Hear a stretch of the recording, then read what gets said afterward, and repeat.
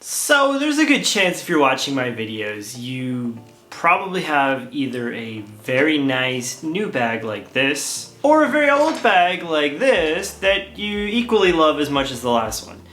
And I mean, there's nothing wrong with either of those. And what do we do with things we like? Well, we take pictures of it. And that's something that I feel like people struggle with a lot. By trade, I'm a photographer, and I think actually even some of the early subscribers on this channel followed me because of the photography thing. Obviously this has morphed into a bag thing, and well, I'm sorry to you guys who, you know, have stuck around through all that. Basically, you know, I love bags, so I ended up here, and the photography thing was fun, and I'm doing it, but it's kind of like a job, so then it ends up being a bit of a stress, and then it's not as fun to make these videos, but these videos are kind of fun. So this one's a bit of a mishmash. It's not going to be the most coherent video, I don't think, but I think there will be some information in it that you might enjoy. So that's the last you're going to see of a bag like in the flesh. I mean, this is not technically in the flesh, but you know what I'm saying. So let's zoom in and let's take out, well, where you're gonna watch this bad boy on. So let's have a look-see. So basically what I want to do is I want to talk a little bit about how you can make your photos better of your gear. Because, you know, we all struggle with that. Taking gear photos is something we all do, right? You get something new, take a photo of it. People always ask me like, okay, so what camera did you use to take said photo? The thing is, 99.9% of the time I've either used this, or this. They are both phones. I carry two phones, it's a long story, but they are both phones that you can use anything to take a photo. You don't need to take a photo with a Leica, you don't need to take a photo with a Canon, you don't need a new camera to take good photos. So as we go through this, I'm going to show some photos on the screen, we'll talk a little bit about them, and then I'll talk a little bit about why. A little bit about how I think you can get better photos with your, well, your phone, really. So the first thing is, I think that people who are worried about taking photos of their bags, what they always end up with is busy backgrounds. So the background behind the photo looks like garbage, looks busy, takes away from the bag itself. Your eyes are roaming around the frame looking for something instead of the bag, which is the main point of the photo, is the bag. So you end up in a little bit of trouble. As you look at the photo on the screen, you can see this is like one of the typical ways you can get around this, which is basically called a top-down. Taking a top-down photo is actually pretty easy. You can just stand on a chair and take a top-down photo. Couple of things to keep in mind when you take a top-down photo. Separate your gear just enough that it looks nice, you know? You keep things close enough but far enough away. You don't just throw it all in a pile. That's key number one. Key number two is the background. I'm going to talk about background all day today because background is the most important part of all of this. The background should be cool. This background is this background. The background here is the background behind there. This is just a wood table that my wife bought me. We all have a table, a floor, something that looks particularly cool. Take a photo of something on the floor, get your feet out of it. Otherwise, you know, you're pretty good. Clean out the little corner things. Don't have like this kind of stuff all around. You don't need that stuff. Get it in the frame as nice as you possibly can. So if you look at this, now this is the second photo here. Obviously I'm going to show the real photo here. I'm using this as a sort of talking point. So the second photo here, this is a photo of my brown buffalo conceal Vietnam. This is a similar kind of background, but this background is my deck. Deck is made of wood. Obviously, you know, you can take something made of wood, you can take, the key here is to look for something with patterns, okay? Something that's not uniform. A completely white background is going to be boring in a lot of cases. We're not product photographers, we're trying to take photos for ourselves. Something with a cool background, something with a little bit of grit, since, you know, we're gritty carry folk, I don't know, you know what I'm saying. One thing I want to say here is you don't really, some of these photos have a little bit of editing done in Snapseed on the phone. You don't need to edit photos that much, and I'm gonna make a second video talking about editing them, but like literally none of these photos were edited for longer than 10 to 30 seconds, so it's not a matter of doing that. This is another example. So if you look at this one, what you end up with is some like rock patterns, and I found these rock patterns on my driveway. And the thing is, you're gonna say, wow, you got a cool deck, you got a cool table, you got a cool driveway. That's not the case. Everybody has those things. The key is matching with what you've got. So if you look at this particular thing, what you see here is a rock formation, and the rock formation kind of looks a little bit like the multicam on my wife's Clutterworks Summit here. So that's another thing. I just plopped the bag down. Try to keep the bag or the main focal point when you're doing a top-down shot in the middle, unless you have a full table of gear. In this case, I kept it in the middle. The reason I kept it in the middle is because your eye goes to the middle first. You'll hear things like the golden rule of photography and it should be in the corner, but you know what? A lot of those things are not that important. Your eye goes to the middle. We're not, again, doing this professionally. We're just trying to get some cool photos of our gear. Look for cool shadows. So if you look at this photo, this is my deck as well, but in this case it's a lot cooler looking because there was a cool shadow coming from the tree behind me. Shadows can add a ton to a photo. You just have to look for them. All of the photos here, again, this is taken on my phone just like the other ones were. This is the GoRuck Gorilla X GRXC11VXC1 or whatever it's called. And these trees I thought added a little bit to the crinkly nature of that Dyneema. And you know, it's just something you can do. You look for some shadows and the shadows can augment the photo. This is a Mission Workshop bag. Mission Workshop's logo is X, gonna give it to you. So you end up with 3 X's. I found this X pattern shadow on the ground. I plopped my bag on it and I took a picture. Again, this doesn't take a whole lot of anything. There's no Photoshop here. I mean, it's literally just I threw my bag on the ground and I put the X in the middle and that was it.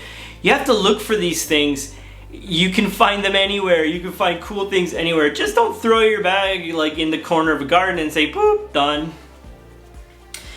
This is obviously, when you take photos, you can pair your bag with things that make sense. I'm using this Evergoods MPL bag as a diaper bag, so what did I do? Took a photo of it next to my kid, who is the distributor of, well, no, she's the proprietor, no, she's the something of the diapers, the queen of the diapers. You get my drift, and that basically is how this works. I end up with a diaper bag, and the diaper bag, well, is next to the baby, and then that gives a little bit of, you know, context.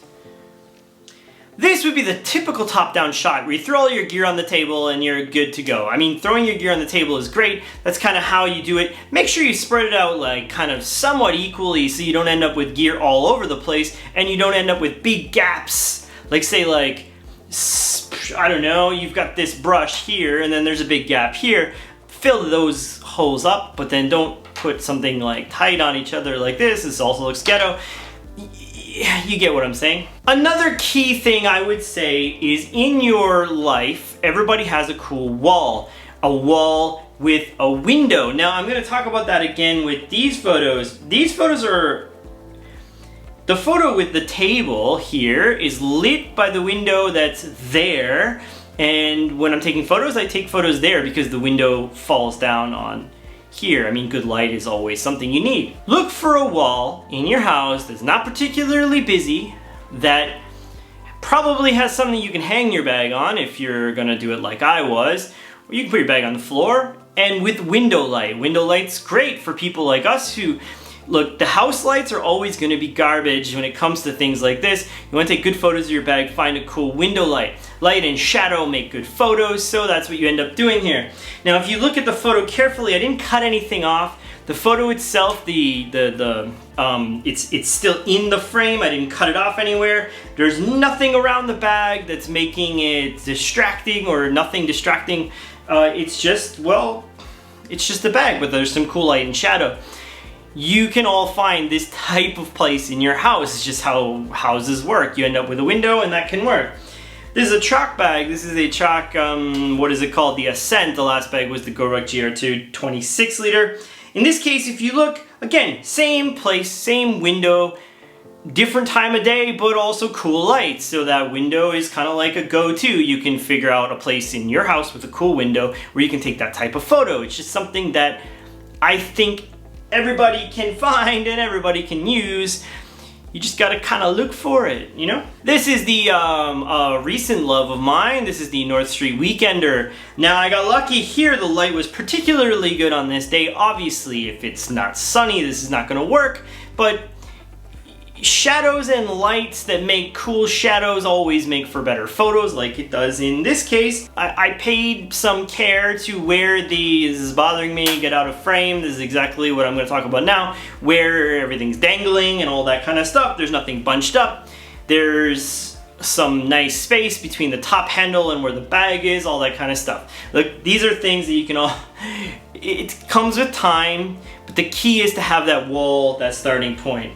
Now, this is a different type of wall. So this is a wall that's outside. This is across the street from my house. If you look at this, again, if you look how I framed it, there's nothing busy around the actual bag itself. The bag itself is free. It's free of the bricks. The bricks are above it, and you can see the whole bag. The bag is centered very nicely. I waited for some decent light, and I took the photo. Again, bricks make for cool backgrounds, so do concrete walls or anything with a little bit of grunge. Again, a little bit of grunge here. Now you'll see that I framed this particularly in a way where the line is going up, up, up, up, up, up here. And it kind of looks like the bag is hanging, even though obviously that's a crack in the wall. This is a beastly bag. I will admit to having laid the straps as they are to give it a little bit of flow. Again, look, it's a background that's the kind of cool, but not particularly busy. Nothing is around the edge of the bag. Now, if you look here, again, the background is slightly busy here, but it's not busy enough to really distract away from the bag. And the fact that the bag is green, the background is green, even though I'm red-green colorblind, it makes for an interesting situation when it comes to this. And I thought it worked well in this particular case. Again, this is my garden. The part that this bag is sitting on is the deck where the GoRuck was earlier, and you could see the trees. These are the trees that made those shadows. It's all in my garden, nothing particularly amazing here. Now, this is probably the type of photo that gets the most love on somewhere like the Carryology Facebook group and that kind of thing. This is a Topo Design day pack. It's not a particularly interesting backpack. Sorry, Topo, is decent. If you look around the handle of the bag, there is nothing. There's absolutely nothing around the handle of the bag. It's a cool alleyway. We all have cool alleyways. It doesn't necessarily mean like, look, this is Asia and this is amazing. It's not like that at all. You can find cool alleyways anywhere. The more important point here is that the bag itself is completely free of any distractions. There is nothing above it. There are no weird lines coming from it. There's no trees growing out of it. It's literally just there, and the background kind of is. And that's a key to taking photos with a phone, because you can't get an out of focus background very easily without using one of those portrait modes. It doesn't really work in the case of a bag, and it makes a little bit of a pain. In this case, I just framed it in a way where the bag it's alone.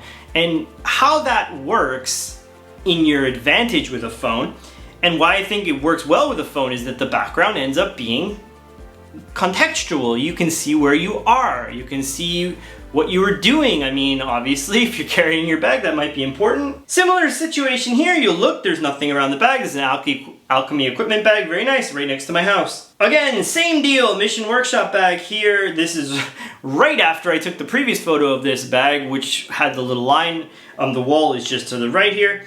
Nothing around the bag. The bag is centered in such a way where there's nothing around the bag. It's something you can do easily yourself. That is a GoRuck GR2. If you look the way I framed this one, again, the top handle is not in the grass or anything like that. It's in a place that's pretty open and free. It keeps the bag centered in the photo. The clouds here are great. You know, it's one of those things that obviously when you take a photo with your phone, you might lose one of these things, but they're pretty smart these days.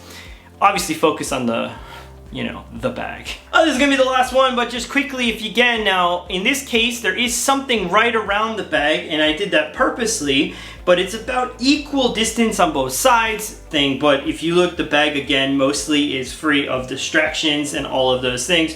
This is the Alpha 19er Cobra, Stealth Cobra. Again, all of these photos, there's no magic here, there's nothing particularly magical, it's just literally finding a cool place and finding some decent light and taking some photos. If you're struggling with this, shoot me a message, I can help you out, really. I mean, I know we would all love to take better photos of our gear, and it's not something that's really particularly easy to do, so have some fun, take some cool pictures of your gear, and find some nice places to do it. Oh yeah, and I forgot, find a cool wall in your house, because, you know, that's where we are most often. Anyway, that's it for today. I hope that some of these things helped. I'm gonna do an editing video, but the editing video is not gonna be very long, and because these photos were edited quite quickly. So yeah, let's carry on, kids. Bye bye.